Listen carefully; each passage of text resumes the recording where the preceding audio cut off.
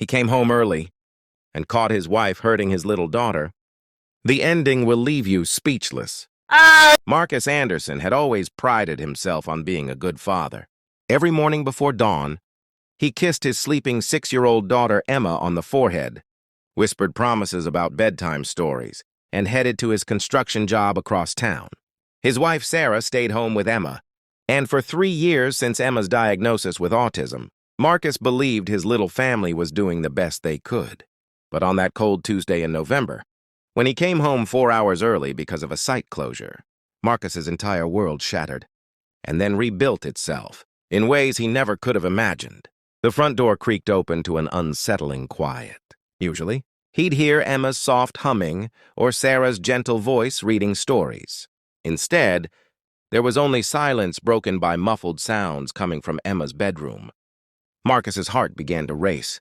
He dropped his lunchbox on the kitchen counter and moved quickly down the hallway, his work boots heavy against the hardwood floor. What he saw when he pushed open that door would replay in his mind for years to come. Sarah was gripping Emma's small arms firmly, her face contorted with frustration. Emma was crying, her body rigid with distress, making the high-pitched sounds that came when she was overwhelmed.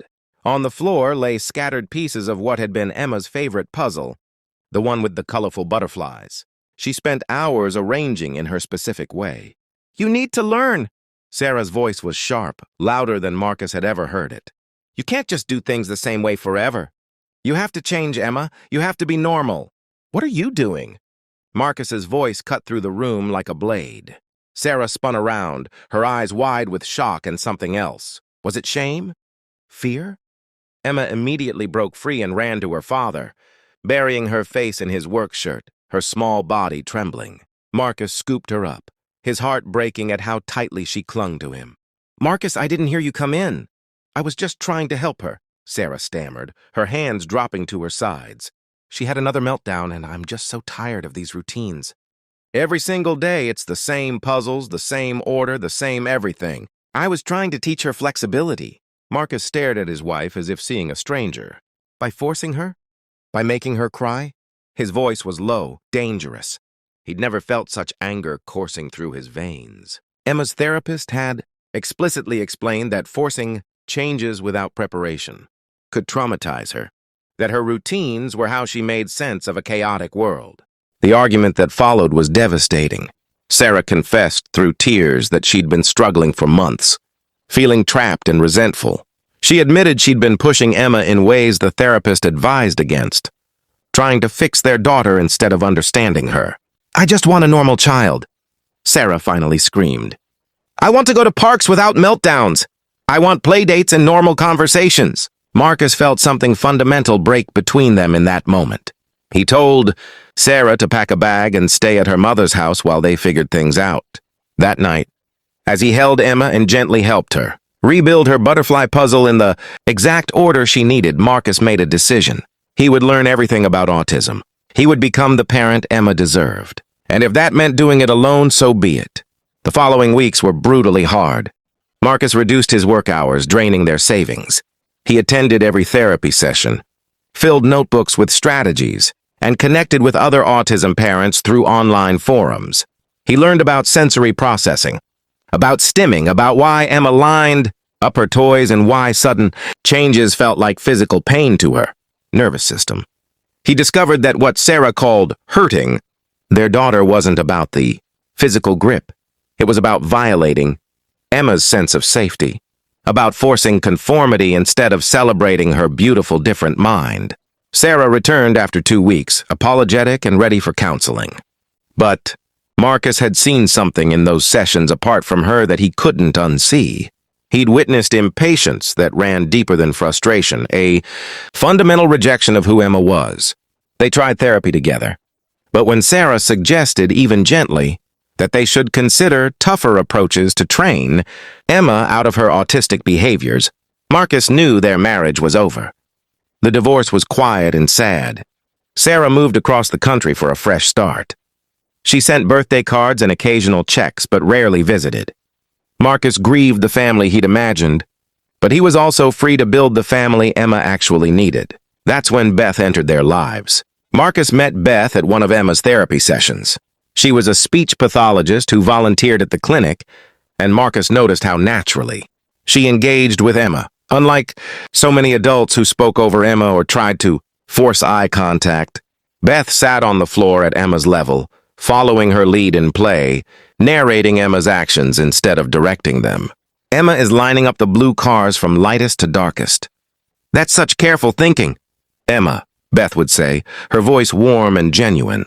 Over coffee in the clinic's waiting room, Marcus and Beth began talking.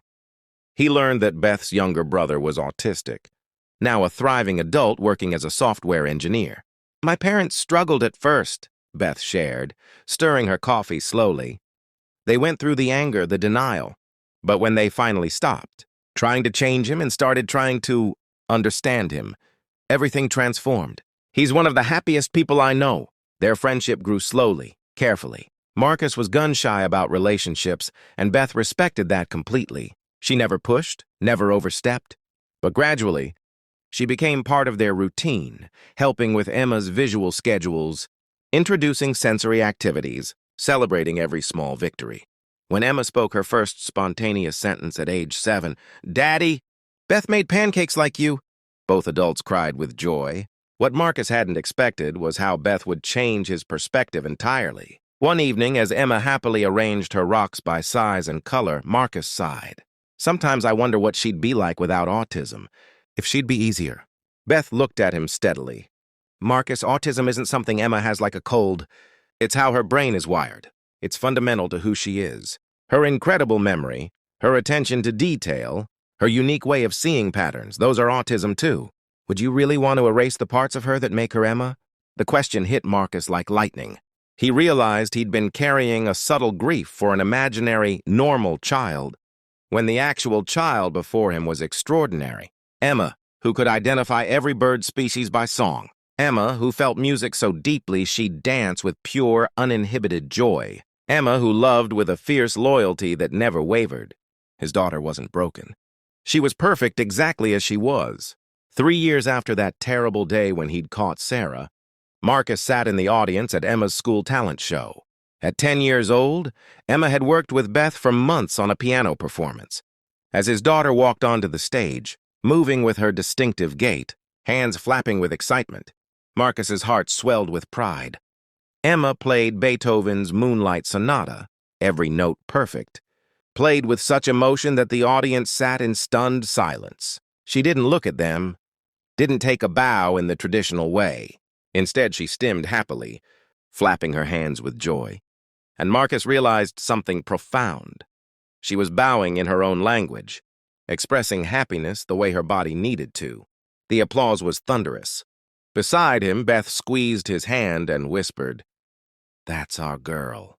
Later that night, as Marcus tucked Emma into bed, she looked up at him with her serious, beautiful eyes. "Daddy, Beth makes you happy." "Beth makes me happy, too. Is she family now?" Marcus felt tears prick his eyes. "Would you like her to be family?" Emma nodded firmly. "Yes, she understands my kind of different."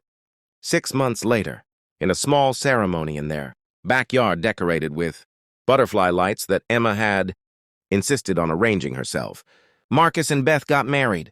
Emma was the flower girl, walking down the aisle in the comfortable dress they'd picked together, distributing petals in a perfectly symmetrical pattern that made her smile with satisfaction. Sarah sent a card with congratulations that felt genuine. She wrote that therapy had helped her understand her own struggles with acceptance.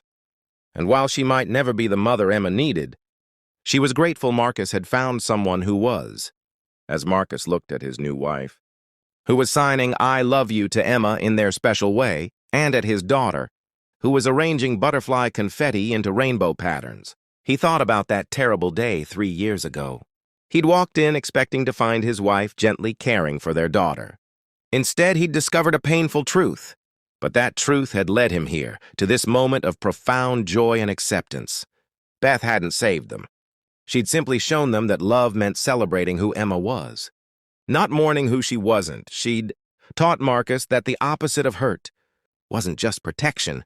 It was understanding, accommodation, and genuine appreciation for beautiful differences. That night, as Emma slept peacefully, with her weighted blanket and her carefully organized stuffed animals, Marcus realized the ending he'd feared, the broken family, the difficult journey, the daughter who saw the world differently, had become the beginning of something far more meaningful than normal ever could have been. Sometimes the worst moments crack us open to become better than we ever imagined possible. Sometimes coming home early to heartbreak is actually arriving right on time for healing. And sometimes the people we think we're protecting end up being the ones who teach us what love really means. If we're brave enough to listen, with open hearts instead of fixing, with closed minds.